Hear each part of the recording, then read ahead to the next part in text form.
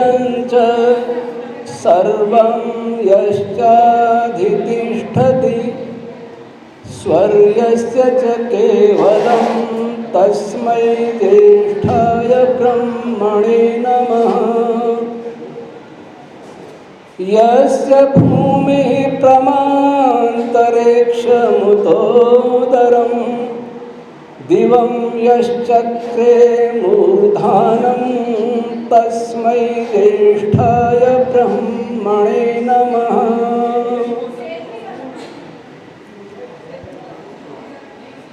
सम्मान के योग इस विश्वविद्यालय के कुलपति माननीय त्रिवेदी जी साहब, पूर्व कुलपति और पूर्व महानिरीक्षक, हमारे ट्रस्ट के सचिव और इस सभा के मुख्य अतिथि माननीय डॉक्टर DC डामोर साहब, सभी उपस्थित विद्वजन, नगर के वैरागी गणमान्य नागरिकगण, छात्र और छात्राएं, विषय वैदिक साहित्य में विज्ञान। ये विषय मुझे बड़ा अटपटा लगता है। अगर ये विषय रखें कि मैं समुद्र में पानी में ढूंढ रहा हूं तो ये अशुद्ध होगा ऐसा कहना। वेद विज्ञान ही है, चाहे वो अध्यात्म विज्ञान हो अथवा पदार्थ विज्ञान हो, संपूर्ण वेद विज्ञान है। विज्ञान और धर्म दोनों समानार्थक शब्द हैं। धर्म का अर्थ है ध्रियते अनेन लोकः, जिससे लोक धारण किया जाता है, धारण किया गया है। और साइंस किसको कहते हैं? साइंस के नियमों से, फिजिक्स के नियमों से सृष्टि चल रही है, बनी है, इसलिए वो साइंस है। तो धर्म और साइंस दोनों एक हैं। चेतन का धर्म फिजिकल स्पिरिचुअल साइंस कहलाता है, अध्यात्म विज्ञान, और जड़ का धर्म पदार्थ विज्ञान, फिजिकल साइंस है। दोनों साइंस, और दोनों का स्रोत परब्रह्म परमात्मा ही है, कोई मनुष्य नहीं है इसका स्रोत। आगे चलते हैं। जब से मानव सृष्टि बनी है तब से वेद है, ऐसा भारतीय मान्यता है। मैं इसके कुछ आगे बात करूंगा। दुनिया के सभी देशों में, सभी संप्रदायों में किसी न किसी रूप में वेद की चर्चा होती है, चाहे वो वेद की प्रशंसा में हो अथवा निंदा में हो, लेकिन वेद केंद्र में रहा। भारत में हम सुनते हैं कि कभी भारत का चक्रवर्ती राज था विश्व में, कभी भारत जगत गुरु था, कभी भारत सोने की चिड़िया था। उसका कारण क्या था? मूल कारण क्या था? मूल कारण यही वेद था। वेद के अनुसार आचरण और वेदानुसार ज्ञान, वेद की विद्या, यही कारण थे कि भारत संसार का सर्वोत्तम राष्ट्र था। ऋषि दयानंद लिखते हैं कि भूमंडल में आर्यावर्त देश के सदृश कोई और देश नहीं है। सत्यार्थ प्रकाश। उसका मुख्य कारण वेद ही था। जो आप टेक्नोलॉजी रामायण महाभारत में सुनते हैं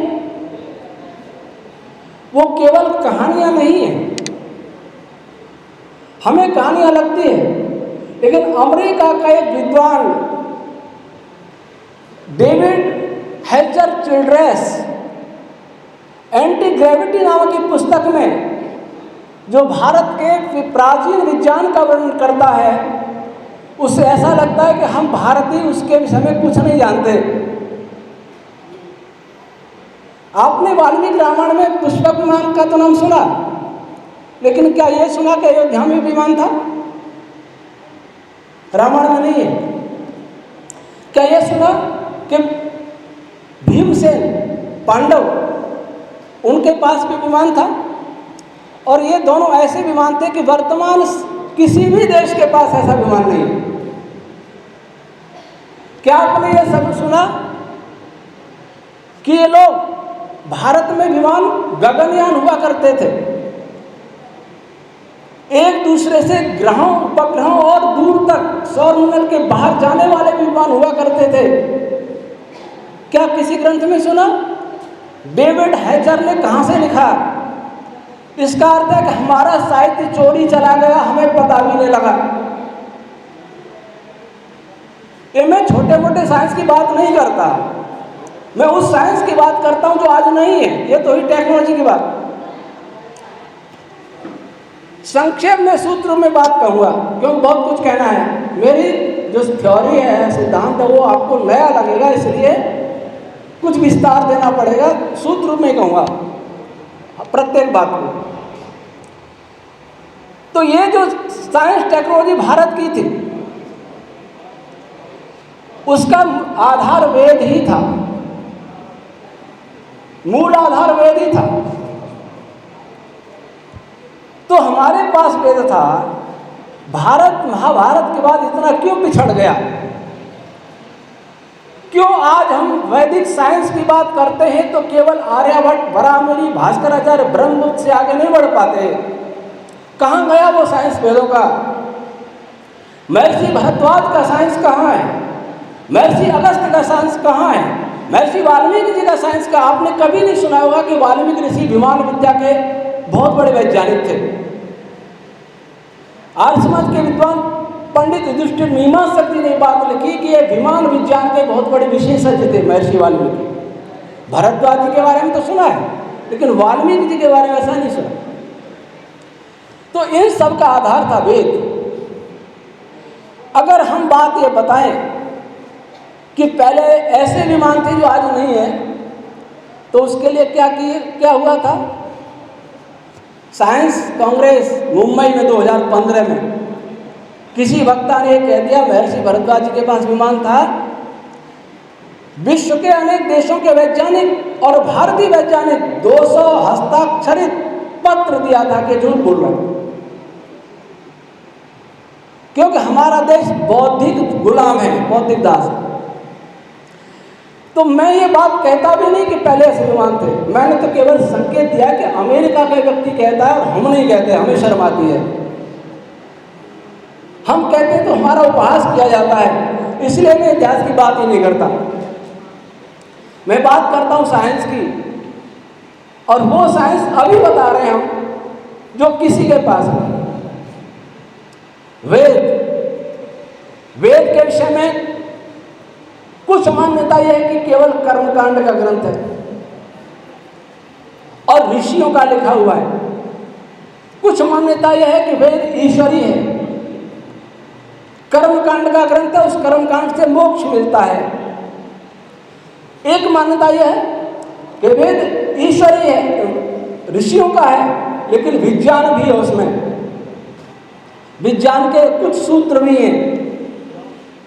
एक मान्यता यह है कि वेद शुद्ध विज्ञान है, विशुद्ध विज्ञान है, और अपौरुषेय अर्थात ईश्वरीय भी है। ये चौथी मान्यता है, यही सत्य है। भगवान मनु ने कहा सर्व ज्ञानमयो ईसा, इसका क्या अर्थ है? संपूर्ण विज्ञान वेद में। वही महर्षि दयानंद जी ने कहा सब सत्य विद्या, वेद सब सत्य विद्याओं का पुस्तक है। सत्य विद्या, नित्य विद्या, विज्ञान। इसके आगे की मैं बात करूंगा, वेद है क्या? वेद कुछ छंदों की राशि है, समुच्चय है, मंत्रों की। मंत्र पदों का समुच्चय है, पद अक्षरों का समुच्चय है। वेद शब्द राशि पर उन ध्वनियों का नाम है। अभी 3 विद्वान यहाँ मंगलाचरण कर रहे थे। ये मंगलाचरण, ये सस्वर वेद पाठ इस ब्रह्मांड के कण कण में हो रहा है। जिस दिन टेक्नोलॉजी हमें ऐसी बना पाएगा संसार कि पश्चंती वाणी को सुन सके, पर आप तो कभी नहीं सुन सकेगा, उस दिन ये मंत्र आपको दीवारों से गूंजते हुए सुनाई देंगे। उस दिन ये मंत्र प्रकाश की किरणों से सुनाई देंगे। उस दिन के मंत्र आपके शरीर के एक एक पार्टिकल से सुनाई देंगे। वैदिक रश्मि थ्योरी, इसका नाम हमने रखा, जो वेद विज्ञान आलोक ग्रंथ है, 40 देश नहीं लगभग 18-20 देशों में वो ग्रंथ चला गया है। 11 किलो वजन है, महंगा है, फिर भी इतने देशों में गया है। अमेरिका और यूरोपीय संघ और ब्रिटेन, इन सब देशों में वो वैदिक रश्मि थ्योरी नाम से ही कॉपीराइट है, और भारत में वेद विज्ञान आलोक नाम से। तो मैं संक्षेप में कहूँगा वैदिक रश्मि थ्योरी है क्या, जो हमारी मुख्य बात पर आऊँगा। मैं कोई अपना और परिचय नहीं दूंगा कि किन किन वैज्ञानिकों से क्या क्या रहा, वो सब बताने की आवश्यकता नहीं। एक निकोला टेस्ला, ये भी एक साइंटिस्ट है, ये कहा करते थे कि संसार को हमें फ्रीक्वेंसी और वेव्स के टर्म्स में देखना चाहिए, अर्थात सब जगह वेव्स है, हर पदार्थ वेव से बना है। मैंने टेस्ला को देख के रश्मि सिद्धांत नहीं बनाया। टेस्ला ने ये नहीं कहा कि वो कौन सी रश्मियां हैं, कौन से वेव्स हैं, लेकिन हमने वैज्ञानिकों के मंच पर कहा कि सृष्टि में सबसे पहले कोई भी एनर्जी पैदा हुई, वह एनर्जी ध्वनि एनर्जी थी, ध्वनि ऊर्जा थी। विद्युत चुंबकीय ऊर्जा या और कोई ऊर्जा, प्रकाश, इलेक्ट्रोमैग्नेटिक वेव्स, प्रकाश सब आ गए, ये सभी बाद में पैदा हुई। ग्रेविटेशन वेव बाद में पैदा हुई। सबसे पहले पैदा हुई तो ध्वनि तरंगें। साइंस के विद्यार्थी हैं यहाँ, साइंस के प्राध्यापक भी हैं, रसायन शास्त्र के नाम आया था। वो ऐसा सोच सकते हैं कि ध्वनि होती है किसी की टक्कर से, किसी के कंप्रेस होने से। पार्टिकल होंगे नहीं होंगे तो ध्वनि कैसे होगी? पार्टिकल वाली ध्वनि कहलाती है मध्यमा या वैखरी। पराध्वनि उत्पन्न होती है प्रकृति में, जिसके महाभारत में 30 नाम है। भगवान शिव और भगवान ब्रह्मा, इन दोनों ने 30 विशेषण बताए हैं प्रकृति के मूल पदार्थ के। प्रकृति में जो वाइब्रेशन होता है वो परा होता है। मनस्तत्व, समष्टि मन, जो प्रकृति से बनता है, सब जगह फैला है, व्याप्त है, उसमें जो वाइब्रेशन होगा वो आगे बताएंगे, वो कहलाएगा पश्चंती। तो इसके लिए परा के लिए इस मीडियम की जरूरत नहीं है, ठोस द्रव गैस की कोई आवश्यकता नहीं।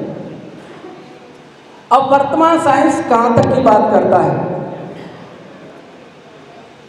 ये आपका मकान, हमारा शरीर, पृथ्वी, सूर्य, सारे तारे, उल्का पिंड, जो भी है, हवा है, पानी है, सब है, वो किससे बना है? मॉलिक्यूल्स। अणु नहीं कहूँगा, क्योंकि अणु संस्कृत भाषा में अणु शब्द का अर्थ अधिक व्यापक है, इसलिए मॉलिक्यूल कहूँगा। अणु तो बहुत छोटा होता है, परमाणु और छोटा होता है, उससे छोटा नहीं होता। इसलिए मैं वर्तमान साइंस मानता है कि ये सब ब्रह्मांड बना है मॉलिक्यूल से। और मॉलिक्यूल किससे बने? एटम से। एटम किससे बने? Electron, proton, neutron. प्रोटॉन किससे बना? न्यूट्रॉन किससे बना? क्वार्क से।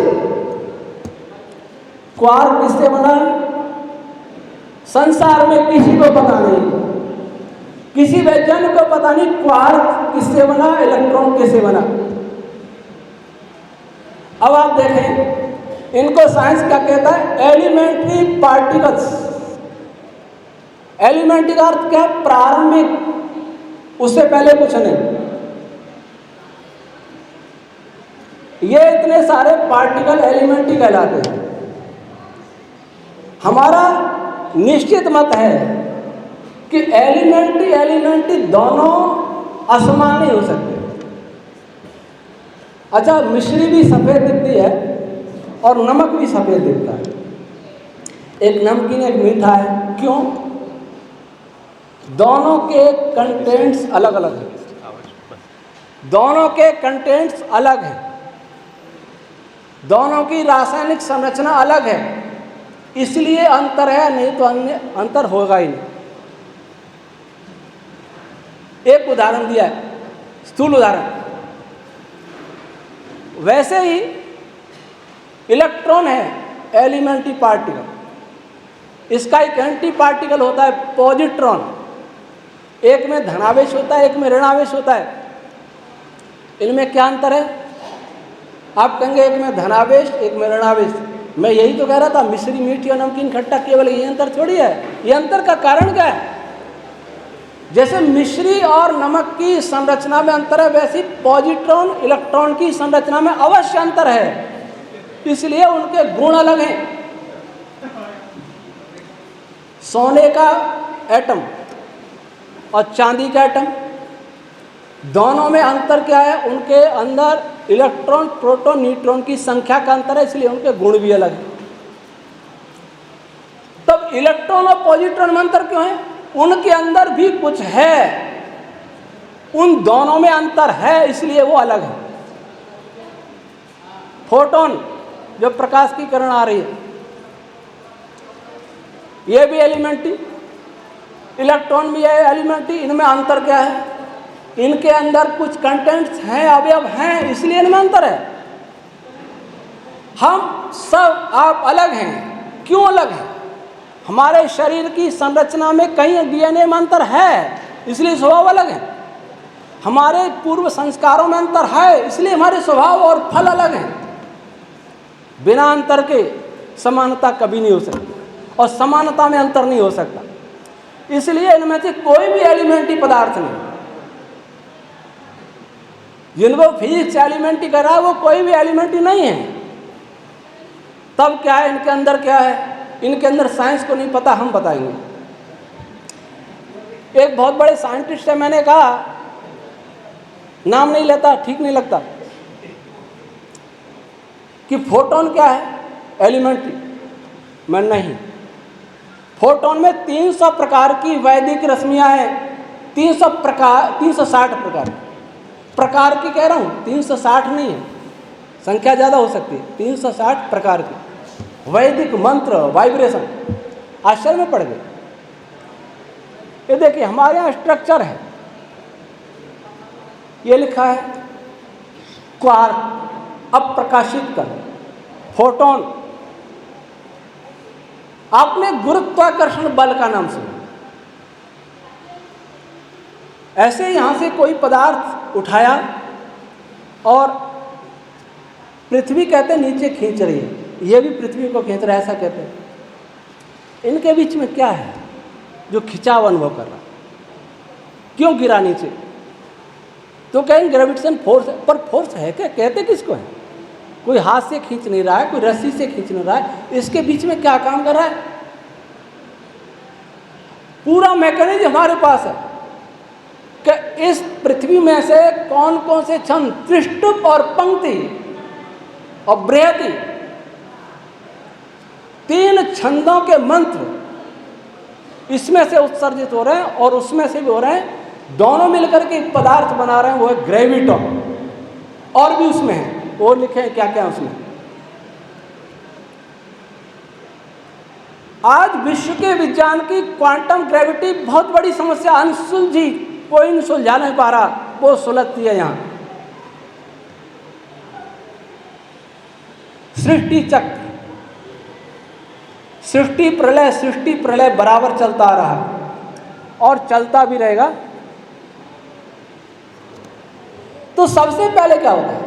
सबसे पहले तो कुछ नहीं है, लेकिन जैसे रात के बाद दिन, दिन के बाद रात, तो रात के समय क्या होता है, जिसको ब्रह्मा जी की रात्रि कहते हैं।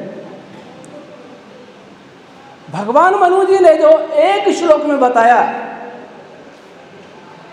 दुनिया की बहुत सारी कॉस्मोलॉजी की पुस्तकें पढ़ जाइए, नहीं पता लगे। आसीदिदं तमोभूतम अप्रज्ञातम लक्षणम अप्रतर्कम विज्ञेयम प्रसुप्तमिव सर्वतः। संपूर्ण जगत तमोभूतम, अंधकार रूप था।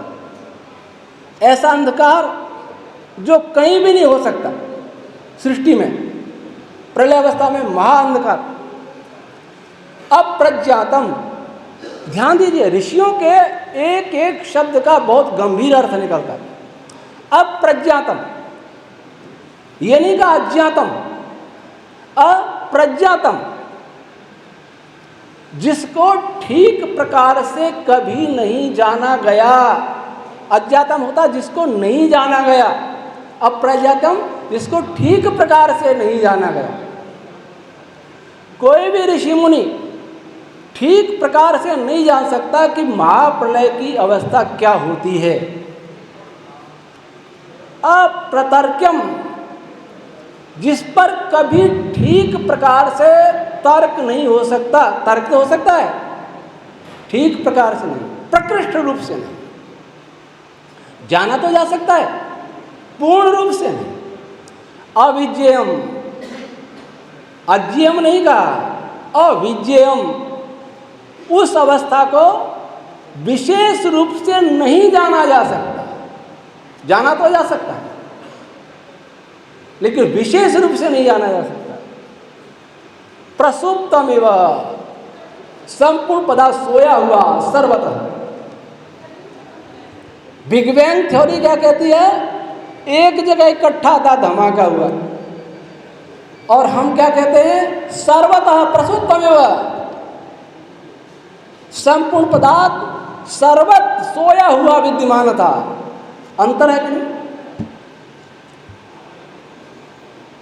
यह है प्रकृति। काला दिखाए से ज्यादा हम दिखा नहीं सकते। अंधकार, और उसमें चेतन भी है, परमात्मा, जीवात्मा। जीवात्मा की चर्चा नहीं करेंगे, परमात्मा। उसके बाद क्या होता है? पहला चरण क्या है सृष्टि का? सबसे पहले जो वाइब्रेशन, कंपन होता है, हाँ, ये प्रकृति के गुण। उस समय की अवस्था कैसी होती है? ये मेरी मान्यता नहीं, भगवान शिव महर्षि ब्रह्मा जी की मान्यता महाभारत में है। भीष्म पितामह ने सुना है सरसैया पर। उसके अनुसार ये है, एक बार पढ़ लीजिए इसको। महाप्रलय की अवस्था में सभी अक्षर रूप रश्मियां अव्यक्त अवस्था में, कोई अक्षर भी व्यक्त नहीं है। जैसे ये धुंधले अक्षर दिखाई, अक्षर है, अक्षर का अर्थ ही है कि वो कभी क्षीण नहीं होता, कभी नष्ट नहीं होता, लेकिन अव्यक्त अवस्था रहता है महाप्रलय में। और पहली बार पहला ध्वनि क्या होती है? सबसे पहले क्या होता है? ओम। ओम का कंपन, ओम की वाणी, ओम की रश्मि सबसे पहले उत्पन्न होती है। रश्मि किसको कहते हैं? महर्षि व्यास के लिखते हैं रश्मिर यमनाथ। रश्मि रस्सी को भी कहते हैं संस्कृत, रस्सी। रस्सी क्यों, रस्सी को क्यों कहते हैं? रस्सी किसी को नियंत्रित करती है। महर्षि व्यास क्या कहते हैं? रश्मिर यमनाथ, जो नियंत्रण करती है। किसका? अपने से स्थूल रश्मियों का और अन्य पदार्थों का नियंत्रण करती है, निर्माण भी करती है। ये रश्मि, वह सूक्ष्म कंपन, ये कहलाती है रश्मि। तो सबसे पहले रश्मि कौन सी बनी? कहें कि व्यक्त अवस्था में आई, ओम। अब वाणी के 4 प्रकार हैं। जैसे मैंने ओम बोला वैसा हो तो नहीं हो गया उस समय, वो सुनने योग्य नहीं थी, वो परा अवस्था में मैंने बोला। आपके पर्दे तक जो आवाज़ की, कान के पर्दे तक, वो कैसे जाती है? ऐसे, इस प्रकार से वायुमंडल में इस प्रकार से प्रेशर बनता है। इसमें बजाया, इसमें भी प्रेशर बनेगा, इसके मॉलिक्यूल्स में। पानी में भी प्रेशर बनेगा। ध्वनि की कोई भी परिभाषा वर्तमान फिजिक्स के पास नहीं है स्पष्ट। वो कहते हैं प्रेशर, पार्टिकल्स डिस्प्लेसमेंट। इसके आगे उनको कुछ नहीं, वो कुछ नहीं बोलते कि है क्या, ध्वनि क्या है। तो मैंने बोला आपके कान तक गया जिस रूप में शब्द, वो है वाणी की वैखरी अवस्था, जिसके लिए मीडियम चाहिए। कौन सा मीडियम? जिसको साइंस कहता है, साइंस केवल इसी की बात करता है कि उसके लिए हवा चाहिए, पानी चाहिए, ये कोई तरल चाहिए, ठोस चाहिए, इसकी वैखरी के लिए चाहिए। कान के पर्दे से मस्तिष्क के केंद्र विशेष तक वह शब्द गया। मैंने यहाँ से बोला कान के पर्दे तक गया, वैखरी पर्दे से मस्तिष्क तक गया, वो आता है इलेक्ट्रिक कंपन के रूप, इलेक्ट्रिक सिग्नल के रूप में, उसको कहते हैं मध्यमा। और मस्तिष्क के बाद वह ध्वनि, वह वाक जाती है मन, माइंड। मन के विषय में ये मेडिकल साइंस को नहीं पता, इस पर काफ़ी काम कर रहे हैं, लेकिन माइंड तक जो ध्वनि जाती है, मेरी ध्वनि, वो है पश्चंती अवस्था। लेकिन मन तो जड़ है। उपनिषद क्या कहता है? एषा ही दृष्टा स्पृष्टा श्रोता ज्ञाता। कौन? आत्मा। मन से आत्मा तक जो वाणी जाती है वो है परावस्था। पश्चंती के लिए मीडियम चाहिए मनस्तत्व, परा के लिए मीडियम चाहिए प्रकृति। जो महाप्रलय में होता है वो आज भी ऐसा नहीं है कि वो समाप्त होगी, सारी की सृष्टि बन गई, वो हमेशा रहेगी। ये ओम, सबसे पहले ओम की परा अवस्था उत्पन्न हुई। और ओम ने क्या किया? ओम ने जो सारे अक्षर रूप रश्मियां थी अव्यक्त, उनको व्यक्त कर दिया। ओम का काम ये होता है। कैसे करती है?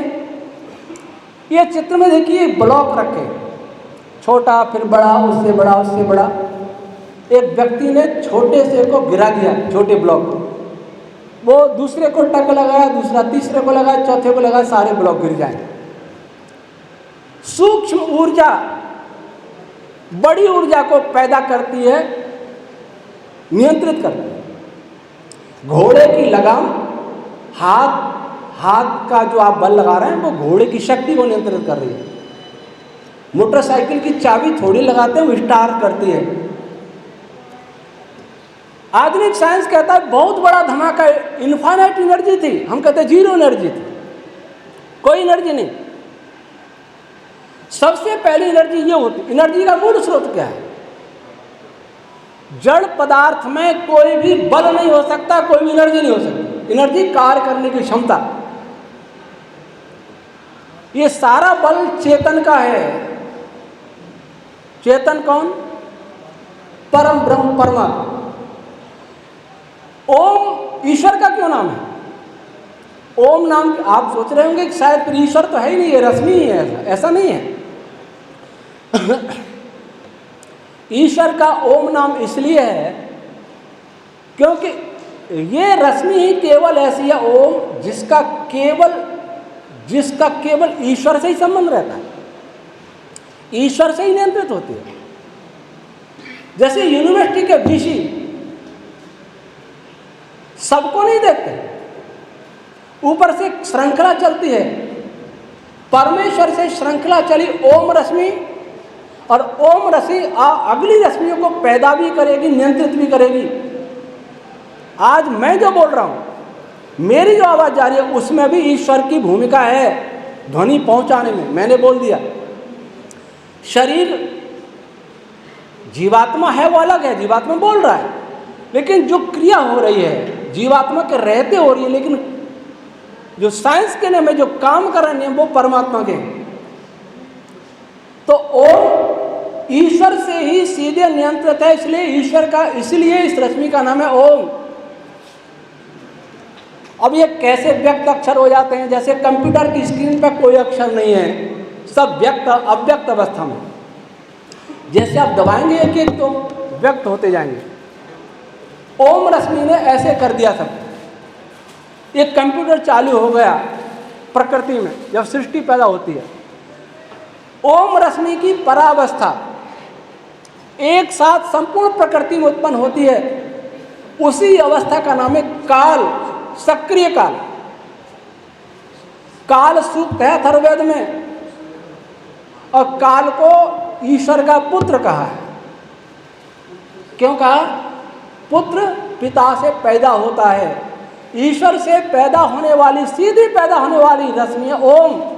और ओममय, ओम के वाइब्रेशन से भरा हुआ संपूर्ण प्रकृति पदार्थ ही काल है, और वह काल सबको प्रेरित करता है। महर्षि व्यास जी ने महाभारत में लिखा काल अमूलम इदम सर्वम, इसलिए काल परमात्मा का भी नाम है। और काल इस रश्मि का, रश्मिमय प्रकृति का, अभी सारे अक्षर व्यक्त हो गए। इसका नाम हुआ महत, प्रकृतेर महान, ये महत हो। इसके आगे अब अहंकार आता है। में से अहंकार में क्या होता है? व्याहृति, भू भुवः स्वः महः जनः तपः सत्यम, और इसके बाद दो और छोटी रश्मि हिम घ्रिम। हिम रश्मि क्या करती है? दो छंदों को जोड़ती है। ये रस्सी दो, इनके बीच में जॉइंट लगाने वाली हिम रश्मि होगी। रश्मियां बहुत बन गई, लेकिन जोड़ने वाला कोई नहीं। रेलगाड़ी के कोच बहुत हैं, लेकिन जोड़ने वाला नहीं होता, सारे कोच बिखर जाएंगे। वो हिम रश्मि उन सबको जोड़ती है। घ्रिम, जहां भी प्रकाश है ब्रह्मांड में, वह घ्रिम रश्मि है। आगे अब अहंकार से बना मन। मन में क्या होता है? महत में तो शब्द बने थे, ओम रश्मि अक्षरों को जॉइंट करके शब्द बनाती गई, और फिर वो छंद बनते गए, या छंद बने। लेकिन ये परावस्था, यहाँ संस्कृत के बहुत विद्वान हैं, ये कैसे शब्द बनते हैं? जो आपका व्याकरण है, ये सृष्टि का व्याकरण है। आप संस्कृत को देव भाषा कहते हैं, विद्वानों की भाषा। मैं कहता हूँ संस्कृत कॉस्मोलॉजी, सृष्टि की भाषा है। देव का अर्थ अग्नि, वायु, जल आदि पंच महाभूत, मन, अहंकार, इन सब की भाषा है संस्कृत। संस्कृत ब्रह्मांड की भाषा है। जैसे अ और ई मिलके ए बना, सबसे सरल संधि का रूप। वैसे ही जो अक्षर बन रहे थे, उसमें अ और ई दोनों जब मिले, दोनों रश्मियां, तो वो गायब हो गए और ए रश्मि बन गई। सारे व्याकरण के नियम सृष्टि में काम कर रहे हैं, और व्याकरण की उत्पत्ति भी वेद से ही हुई है। अहंकार मनस तत्व में फिर पश्चंती ओम उत्पन्न होती है। मनस तत्व मान लीजिए समुद्र है, और लहरें उसमें, सारे आपके वैदिक छंद हैं जो आप बोला करते हैं, वेद मंत्र यज्ञ में बोला करते हैं, कहीं भी बोला करते हैं, जो वेद मंत्र हैं उनकी बात करें। एक बात और कहें, वेद की 4 संहिता जो मूल मानी जाती है, उनके अतिरिक्त ब्राह्मण ग्रंथों में कुछ ऐसे मंत्र भी हैं जो उन संहिताओं में नहीं है। ऐत्र ब्राह्मण में भी आए, अश्वलायन श्रोत सूत्र में भी है, वो भी सृष्टि में हैं, वो भी वाइब्रेशन में हैं, और उनकी भी सृष्टि निर्माण में भूमिका है। आगे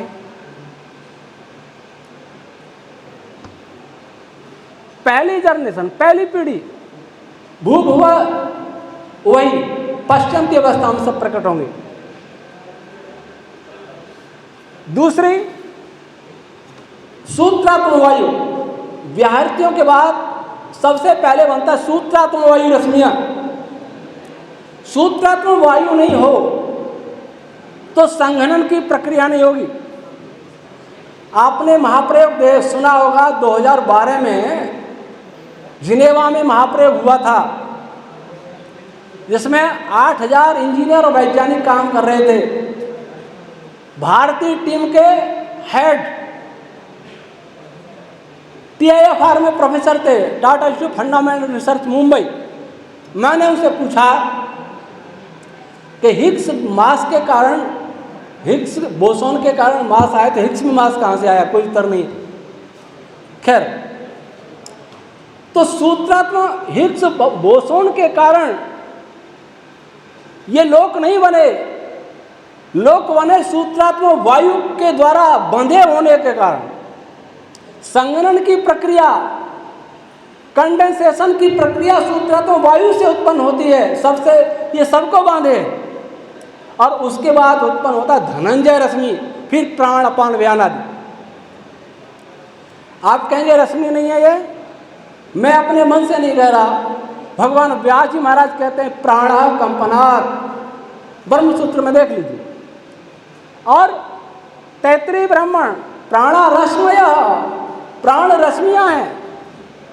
अब ध्रुवम वै तत् यत् प्राण शतपथ ब्राह्मण, मैं मन से नहीं कह रहा, ऋषियों के वचन है। इसके बाद जो चरण है वो मास रश्मियों का होता है। सौर मास होते, मधु माधव आदि। मास रश्मियों के क्या गुण होते हैं? जोड़ने में, संयोग की प्रक्रिया में मास रश्मियों की बहुत बड़ी भूमिका होती है, उनका मुख्य यही काम होता है। विस्तार से तो नहीं बता पाएंगे। आगे आती है ऋतु, 2 मास रश्मियों से मिलकर हेमंत शिशिर आदि ये महीने भी हैं और इस नाम की रश्मियां भी हैं।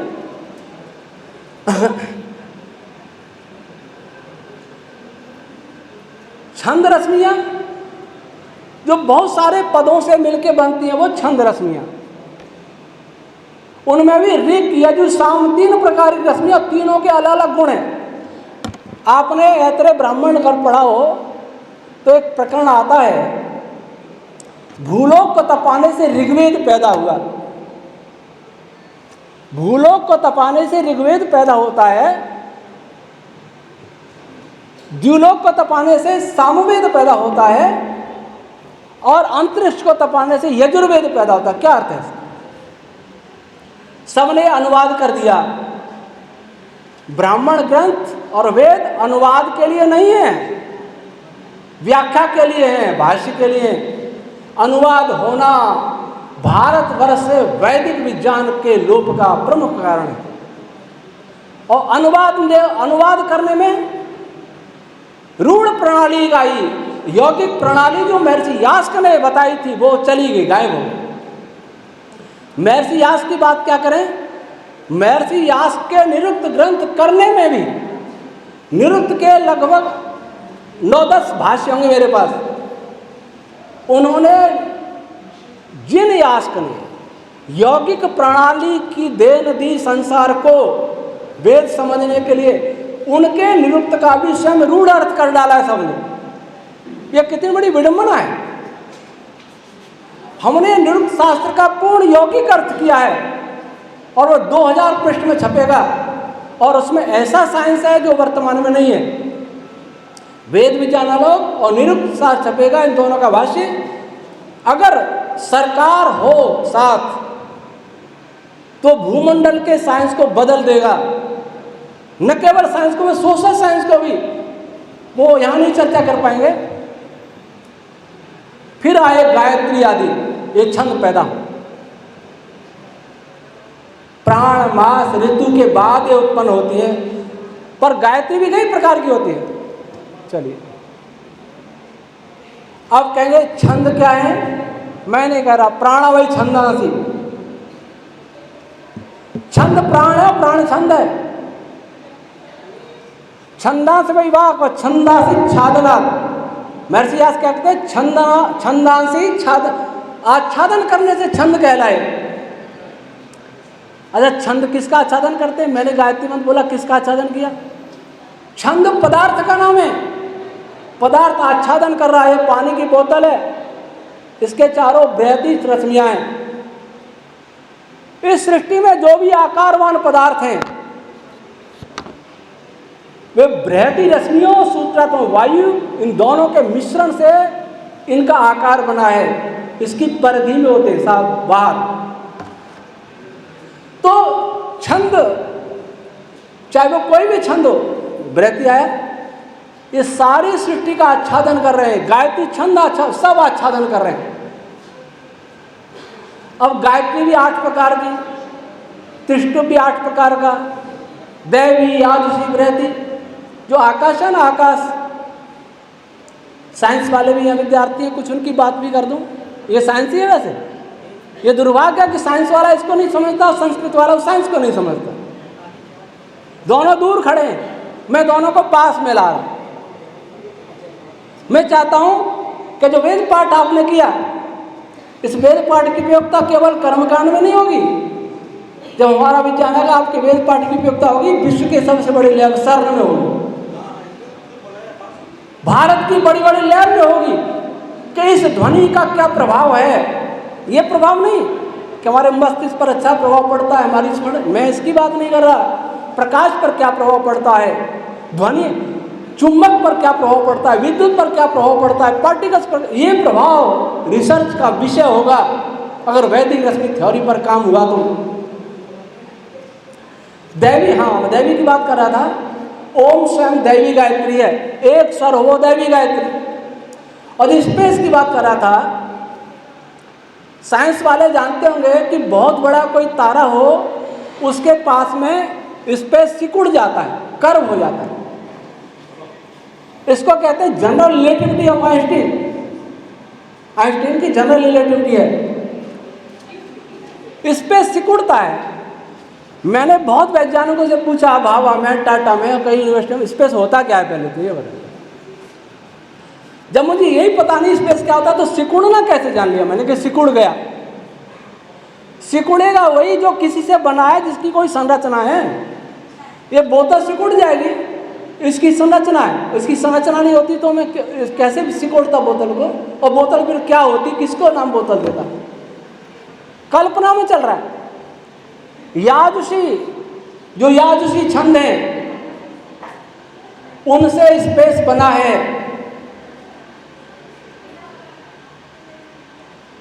और भुवा व्याहृतिया, उससे स्पेस बना है।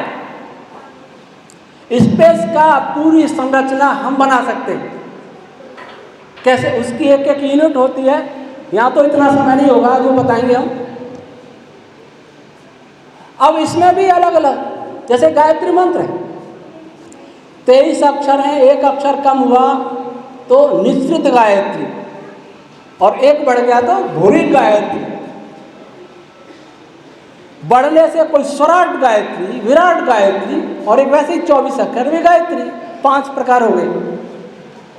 आगे जैसे गायत्री। अब इन रश्मियों का प्रभाव कैसे पड़ता है सृष्टि पर? आप बोल रहे हैं उसके प्रभाव की बात नहीं कर रहा। इस सृष्टि में जो गायत्री मंत्र गूंज रहे हैं, पश्चंती बताओ उनका क्या प्रभाव पड़ता है?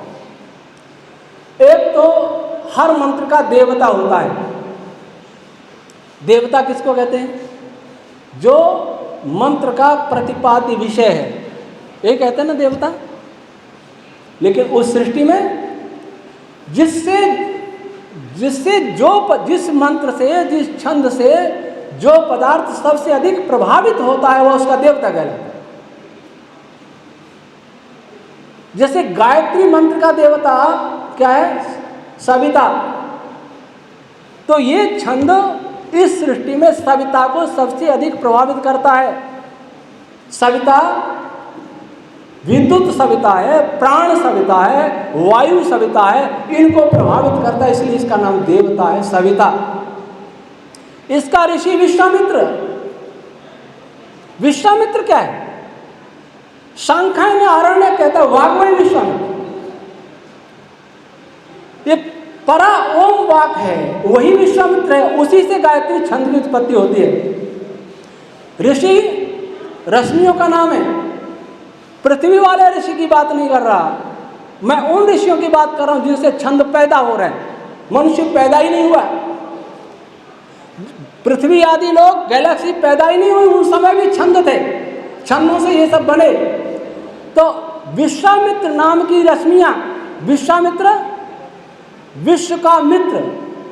पाणिनि जी को विश्वामित्र के लिए एक अलग से शब्द वो सूत्र बनाना पड़ा, नहीं तो विश्वामित्र हो जाता है। इसका जो सबको मिलाता है वह विश्वामित्र, ओम रश्मि ऐसी है जो केवल मिलाने का काम करती है, और प्रलय अवस्था में आकर्षण गुण ही सबसे प्रधान होता है, विकर्षण तो है ही नहीं, वो तो दूर दूर वैसे ही फैला है। तो ओम रश्मि का प्रभाव भी गायत्री मंत्र पर आता है, ये भी मिलाने का काम करता है, संयोग का काम अधिक करता है, ऋषि का प्रभाव। अब आया छंद का प्रभाव, इसका छंद है गायत्री। गायत्री छंद का विशेष प्रभाव होता है प्रकाश को उत्पन्न करना, विद्युत को उत्पन्न करना। जहां भी प्रकाश है, विशेषकर श्वेत प्रकाश, पिंगल छंद शास्त्र पढ़ेंगे तो अलग अलग छंदों के अलग अलग रंग हैं। गायत्री का श्वेत, त्रिष्टुप का लाल, बृहति का काला, पिंगल का नीला, अलग अलग रंग। क्या अर्थ है इसका? अर्थ यह है कि ये पदार्थ हैं। सृष्टि में जहां भी श्वेत प्रकाश है वहां गायत्री मंत्र है। यही गायत्री नहीं, विश्वानदेव सवितर दुर्तान, ये भी गायत्री है। गायत्री छंद वहां अवश्य होगा। जहां लाल रंग पैदा हो रहा है वहां त्रिष्टुप छंद अवश्य होगा। साइंस नहीं जानता लाल रंग क्यों पैदा हो रहा है। साइंस क्या कहता है? इससे प्रकाश की किरण टकराई, पीले रंग को छोड़ करके बाकी रंग की तरंगों को इसने उस परावर्तित कर दिया, वो हमारी आंख में आ रहा है, इसलिए पीला दिखाई दे रहा है, बाकी को एब्जॉर्व कर लिया। लेकिन पीला क्या है? पीला किसका गुण है? फोटोन में पीला रंग कहाँ से आया? वो आया फोटो में काला, फोटोन में सफेद कहाँ से आया, लाल कहाँ से आया? वो इन छंदों के कारण है। छंदों के गोत्र भी बताए आचार्य पिंगल ने, छंदों के रंग भी बताए आचार्य पिंगल ने, छंदों के ऋषि भी बताए आचार्य पिंगल ने। गोत्र अर्थात वो भी किसी से रश्मियों से पैदा हुए। ये वेद विज्ञान आलोक में ये सब है। फिर इसका स्वर, गांधार स्वर, धैव स्वर, पंचम, जो भी स्वर हैं उनका भी प्रभाव इस सृष्टि पर पड़ता है, और उसके एक एक शब्द का प्रभाव पड़ता है। जैसे एक शब्द आया यहाँ, किसी में मंत्र में आया अग्नि, वो शब्द अग्नि को समृद्ध करेगा, ऊष्मा को बढ़ाएगा, प्रकाश को बढ़ाएगा, विद्युत चुंबकीय क्षेत्र को बढ़ाएगा। इंद्र आया किसी वेद मंत्र में, इंद्र, वहां इंद्र की वृद्धि होगी। इंद्र अर्थात तीक्ष्ण विद्युत की वृद्धि, आकाशीय तड़ित गिरता, उसको इंद्र कहते हैं, तीक्ष्ण विद्युत। और इनके अलग अलग छंद भी हैं। त्रिष्टुप का छंद है, इंद्र का छंद है त्रिष्टुप, गायत्री का अग्नि। फिर इनके एक एक पद का क्या, फिर एक एक अक्षर का भी प्रभाव पड़ता है। ऐत्रेय ब्राह्मण में जितने भी मंत्र आए हैं उनका संक्षिप्त प्रभाव सृष्टि पर क्या है, मैंने अपनी सृष्टि उसमें दर्शाया है। और निरुक्त में तो 3-3 तरह का भाष्य किया है। इस प्रकार सारी सृष्टि परमात्मा का सुंदर संगीत है। इसमें सुंदर वेद पाठ हो, और वो वेद पाठ जो परंपरा से ब्राह्मण पढ़ते आए उसी ध्वनि में हो रहा है। लेकिन परा और पश्चिम कैसे ही बोल दो, अच्छा लगने के लिए कैसे ही गा लो, वह नहीं, जो परंपरा से, क्योंकि हमने ऋषियों को देखा नहीं, लेकिन जिन्होंने परंपरा से इस परंपरा को जीवित रखा है, उनका संसार ऋणी रहेगा। अगर वेद पाठी नहीं होते, जिस समय विधर्मी लोग हमारे ग्रंथों को जला रहे थे, उस समय इन वेद पाठी ब्राह्मणों ने अपने कंठों में सुरक्षित रख लिया, 8-8 प्रकार से याद करके रख लिया कि किसी प्रकार भूल न जाए। तो जो वेद पाठ है, वह वेद पाठ एक संगीत है, वो सृष्टि का संगीत है। संसार की कोई भाषा सृष्टि की भाषा होने का दावा नहीं कर सकती। दूसरी बात है, बाइबल बनने से पहले बाइबल की भाषा इस धरती पर थी। कुरान बनने से पहले अरबी भाषा धरती पर थी, लेकिन वेद बनने से पहले कोई भाषा धरती पर नहीं थी। भाषा और ज्ञान दोनों की उत्पत्ति वेद से हुई। पश्य देवस्य काव्यम, इस देव परमात्मा के काव्य सृष्टि को देखो। ओम रश्मि बीज है। फिर इससे ये देखिए चित्र के द्वारा समझिए सृष्टि कैसे बनी। अब थोड़ी जानकारी ये दे दूं कि ये वाणी, ये छंद हमारे पास कैसे आए। 4 ऋषि अग्नि वायु आदित्य अंगिरा सृष्टि की पहले पीढ़ी में जब भूमि से जन्मे, ये साइंस के विद्यार्थियों को बड़ा विचित्र लग रहा हो, युवावस्था में, सत्यार्थ प्रकाश में ऋषि लिखते हैं युवावस्था में। इसके लिए मेरा एक लेख हमारी साइट पर देख सकते हैं, विकासवाद का वैदिक सिद्धांत, उसमें विस्तार दिया है। जब अग्नि वायु आदि अंगिरा ब्रह्मा आदि पैदा हुए धरती से, इसलिए ब्रह्मा जी को स्वयंभू कहते हैं, तब उन्होंने संप्रज्ञात समाधि में उन तरंगों को आकाश से ग्रहण किया। आकाश से ग्रहण करके उन सारे छंदों को स्मरण किया और उन्होंने चारों ने ब्रह्मा जी को पढ़ाया। अग्नि वायु रविव्यस्तु त्रयं ब्रह्म सनातना दुदो यज्ञ सद्यर्थम ऋग यज्ञ साम लक्षण। उन चारों ने ब्रह्मांड से दुहा। अर्थ कैसे जाना? अर्थ परमात्मा ने जनाया। वह वेद ब्रह्मांड का वेद है, ब्रह्मांड का ग्रंथ है, वह भाषा ब्रह्मांड की भाषा है, इसलिए इस वेद पर भी सबका अधिकार है। यह वंचित किया गया, वेद से वंचित किया गया, यह गलत हुआ, भगवान मनु के विरुद्ध हुआ, स्वयं वेद के विरुद्ध हुआ। यथेमा वाचम कल्याणी मां वदानी जनेभ्य, सब पढ़ो। ये वेद मंत्र या पहाड़ियों में रहने वाले वनवासियों को गूंजना चाहिए, वहां गूंजना चाहिए। ये सबको पढ़ने योग्य है। मुसलमान पढ़े, ईसाई बने, कम्युनिस्ट, जब पढ़ लेंगे सब आर्य बन जाएंगे। तो इसमें कुछ पूछना हो तो आप पूछ सकते हैं। विस्तार तो बहुत हो सकता था, पर मैंने समय की सीमा में इसको समेटने का प्रयास किया, और कुछ भी पूछना हो तो आप पूछ सकते हैं। तो देखिए, वेद विज्ञान आलोक जो ये बताता है कि प्रकृति से लेकर तारे तक कैसे बने। हम आधुनिक साइंस से 6 स्टेज आगे की बात करते हैं। वो कहते हैं क्वार्क। हम कहते हैं उस क्वार्क बने छंद रश्मियों से। छंद रश्मि बनी प्राण रश्मियों से, मरुद रश्मियों से। प्राण रश्मियाँ बनी विरायती रश्मियों से। व्यारती रश्मियाँ बनी ओम रश्मि से, और ओम रश्मि पैदा हुई प्रकृति से। कितनी स्टेज गई? हम उनसे 6 स्टेज आगे की बात करते हैं।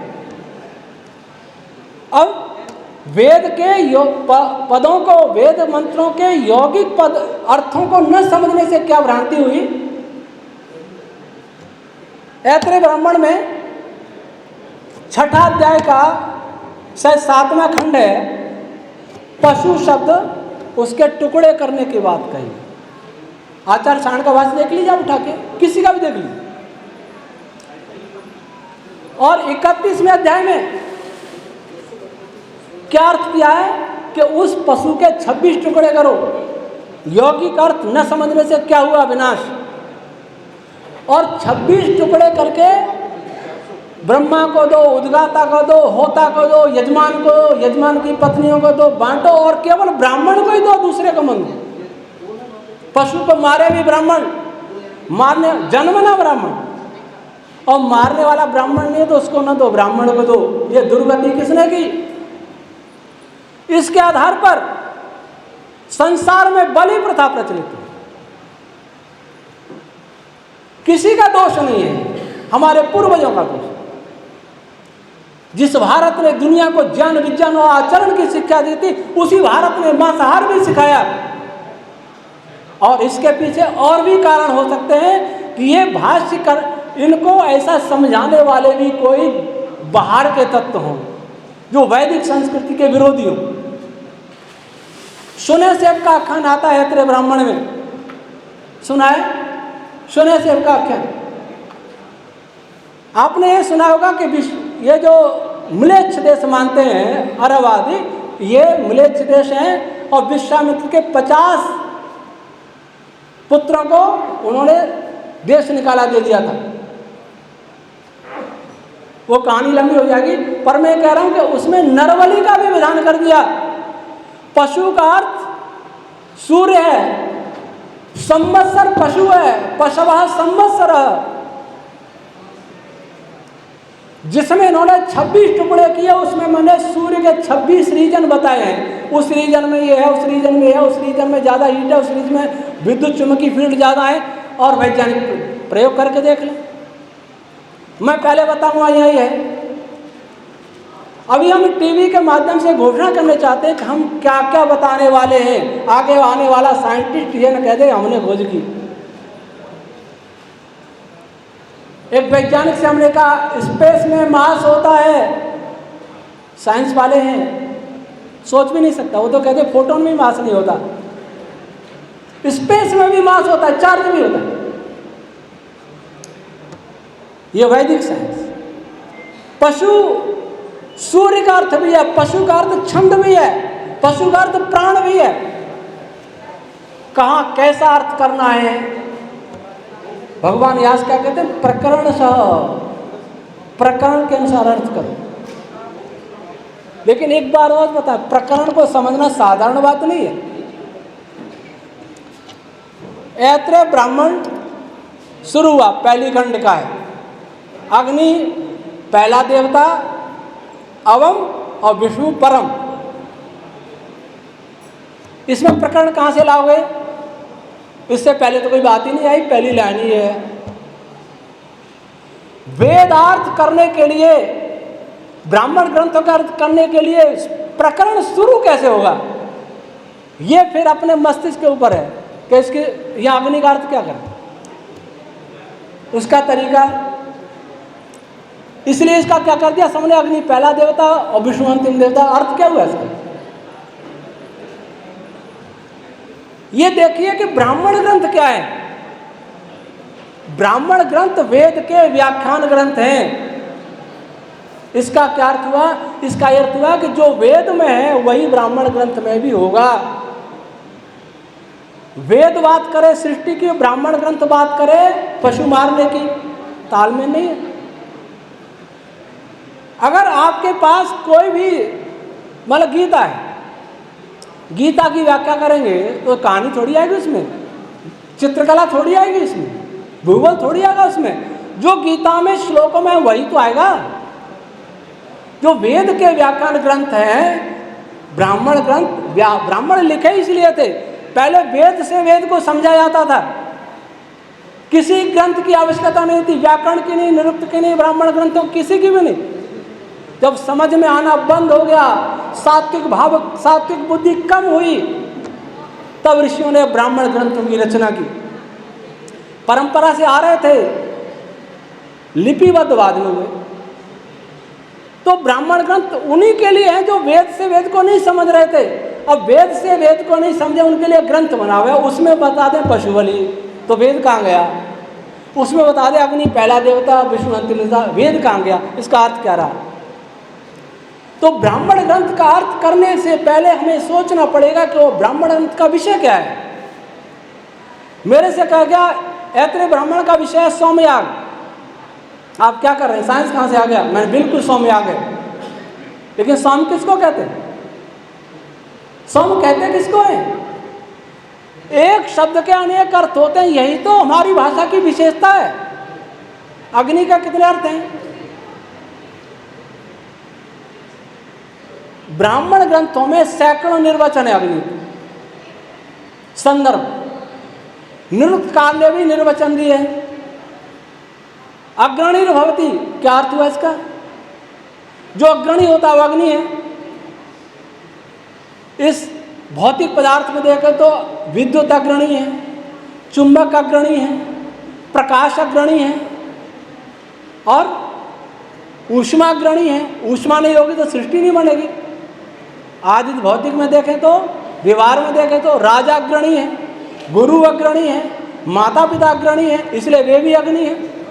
शरीर में जीवात्मा अग्रणी है, इसलिए यह भी अग्नि है। और सृष्टि में परमात्मा अग्रणी है, इसलिए वह भी अग्नि है। कौन सा अर्थ लेना है ये हमारे दिमाग में सोचना। तो ब्राह्मण ग्रंथ का भाष्य करने के लिए हमें सोचना होगा कि यह ब्राह्मण ग्रंथ वेद का भाष्य, वेद की व्याख्यान बताने के लिए लिखा गया। तो सोम का अर्थ सृष्टि का प्रत्येक पदार्थ जो भी उत्पन्न हुआ है वह सोम है। और मर्द रश्मियों को भी सोम कहते हैं। उत्पन्न पदार्थ की बात करें तो सूक्ष्म पार्टिकल सोम, फोटोन सोम, इलेक्ट्रॉन सोम, क्वार्क सोम, छंद रश्मियाँ सोम, प्राण रश्मियाँ सोम, ये सारे उदाहरण मिल जाएंगे ब्राह्मण ग्रंथों में। इनका यज्ञ हो रहा है, वह है सोमयाग। और जो सोमयाग इस धरती पर करते हैं, पशु बलि नहीं चढ़ाना चाहिए, वो गलत है, लेकिन जो सोमयाग करते हैं वो प्रक्रिया उस सृष्टि प्रक्रिया का ही नक्शा है, मानचित्र है। हमने मानचित्र को देश समझ लिया, हमने ध्वज को देश समझ लिया, ये भूल हुई। मानचित्र को मानचित्र रहने दो, मानचित्र को देख करके देश को पहचाने, विभिन्न देशों के नक्शों को पहचाने। वो देश नहीं है, कागज पर देश नहीं है, वो उनका मानचित्र है, फोटो है। हमने फोटो को मनुष्य समझ लिया, ये भूल हुई। तो हम कर्मकांड तो करते रहे, लेकिन कर्मकांड किस विज्ञान को छुपाए हुए, इसको हमने समझने का कभी प्रयास नहीं किया, क्योंकि हम यौगिकवाद से दूर हट गए, रूढ़िवाद में चले गए। और जब साइंस रूढ़िवाद में चला जाता है तो साइंस साइंस नहीं रहता। तब क्या होता है, साइंस के ग्रंथों में इतिहास ढूंढने लग गए। सुनैसेब इतिहास ढूंढा। समय हो तो मैं सुनैसेब के बारे में थोड़ा बता दूं ताकि सबको जानकारी हो जाए, लंबा हो जाएगा। चलिए, तो हम इतिहास ढूंढने लगे। साइंस की पुस्तकों में इतिहास अगर ढूंढेंगे तो दो हानियां होंगी। एक तो हानि ये,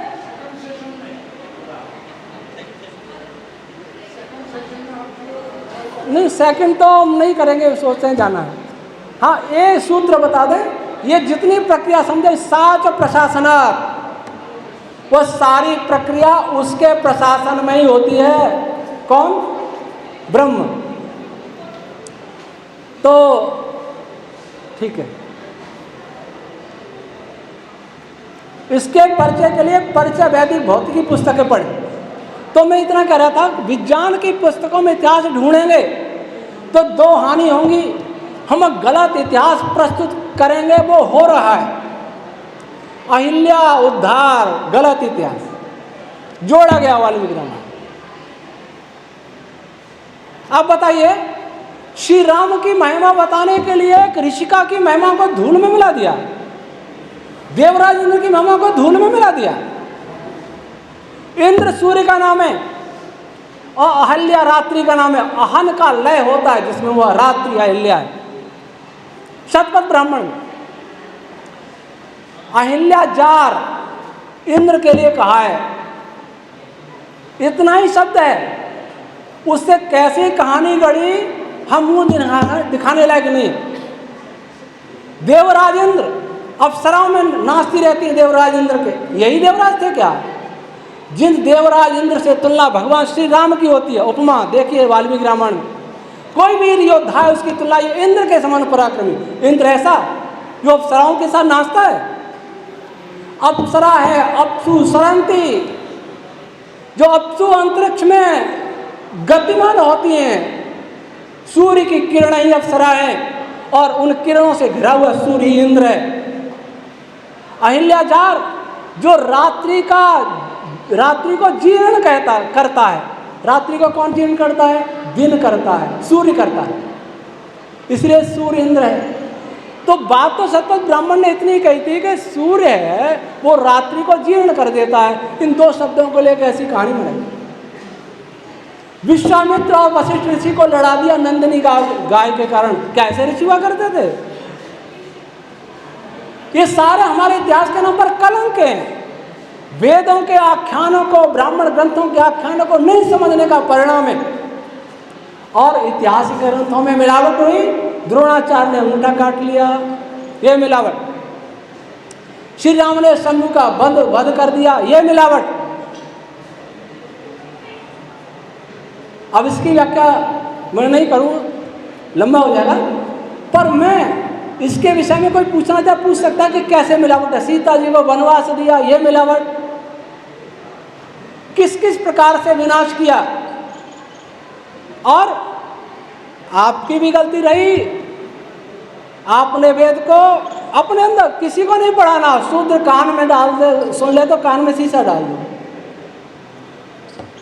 कहाँ से आ गए इतने लोग? ईसाई मुसलमान कहाँ से? हमारे तो हैं। हमने सबको निकालने में गौरव समझा, उन्होंने सबको अपनाने में गौरव समझा। हम सिकुड़ना में विश्वास करते हैं। आप कौन है? कौन का मतलब जाति पूछ रहे हैं। उसमें भी कौन है, उसमें भी कौन है, वो नहीं पूछते। हम सिकुड़ने में विश्वास करते हैं, वो विस्तार में विश्वास करते हैं। इसलिए यरूशलेम से चले 100 देश बना लिए, मक्का मदीना से बने 56 देश बना लिए, और हम अपने देश में भी अपने नहीं रहे। जिस दिन वेद का विज्ञान प्रकाशित होगा उस दिन सारी समस्याएं मिट जाएंगी। उस दिन सामाजिक समस्या मिट जाएगी। सामाजिक समस्या में वेद ब्राह्मण को नहीं समझने के कारण पैदा हुए हैं। छुआछूत, स्त्री के प्रति हीन भावना, ये कहाँ से पैदा हुई? वेद को न समझने के कारण। पढ़ना नहीं, किसी ने कह दिया, वो हमने आगे सुना दिया, आगे सुना दिया, ऐसे हिंदू समाज में चल रहा है। ये दुर्भाग्य है। इसलिए अगर ये किसी का पूर्वाग्रह है तो मैं कहता हूँ ये ऋषियों की दृष्टि में, वेद की दृष्टि में, ईश्वर की दृष्टि में बहुत बड़ा अपराध है। इस अपराध से हम मुक्त हों, पूर्वाग्रह छोड़ें, अन्यथा हम कहीं नहीं रहे। वेद का नाम है, जिस वेद के कारण हम संसार के गुरु थे, उस वेद का नाम चलते हुए भी, अनेक कर्मकांड होते हुए भी, वेद पाठ होते हुए भी हम क्यों समाप्त हो गए और क्यों हो रहे समाप्त? क्योंकि हमने वेद को समझा नहीं। नाम तो लिया, काम नहीं समझा, उसका ज्ञान नहीं हुआ, विज्ञान नहीं समझा। अब मैं आपसे तो केवल इतनी अपील करता हूं कि एक को इन पूर्वाग्रहों से मुक्त हो जाएं, सबको सिखाएं, सबको सम्मान दें। वेद कहता है हम कैसे हों? यह सारी सृष्टि, सारी पृथ्वी एक घोंसले के समान हो जाए। तुलना वेद में, लोक घोंसला हो जाए। घोंसले में एक ही परिवार रहता है, 2 परिवार नहीं रहते। एक परिवार में जैसा प्रेम होता है वैसे पृथ्वीवासियों में प्यार हो, क्योंकि वेद हमारा नहीं है, सबका है। वो तो दुर्भाग्य कि वो हमारा बता रहे हैं, लेकिन हम हमारा नहीं बता रहे हैं, उससे भी बड़ा दुर्भाग्य है। और दूसरी बात, आप हमारी बात को सरकार तक पहुंचाएं। हमने भारत सरकार के जी-ग्रेड साइंटिस्ट अधिकारी को कह दिया है कि इस अनुसार काम चलेगा तो भारत थ्योरेटिकल फिजिक्स में सुपर पावर बन सकता है। जिस भी वैज्ञानिक से चर्चा हुई वो अभिभूत होता है, लेकिन कहता है कि क्या करें, हमारे हाथ में कुछ नहीं। तो किसके हाथ में? मैं बड़े दुख के साथ कह रहा हूं, हमारा देश बौद्धिक दास है, राजनीतिक दास भी है, आर्थिक दास भी है। कुछ परोक्ष गुलामी है, कुछ प्रत्यक्ष गुलामी है। इस गुलामी से मुक्त होना है तो वेद विद्या को अपनाएं। वेद बच जाएगा तो देश नहीं, भूमंडल बच जाएगा। और वेद नहीं बचा तो कुछ भी नहीं बचेगा। ईश्वर हमको इन ऋषियों की या ईश्वरी संपत्ति संभालने की शक्ति दे, बुद्धि दे। आपका बहुत बहुत धन्यवाद। ओम शम।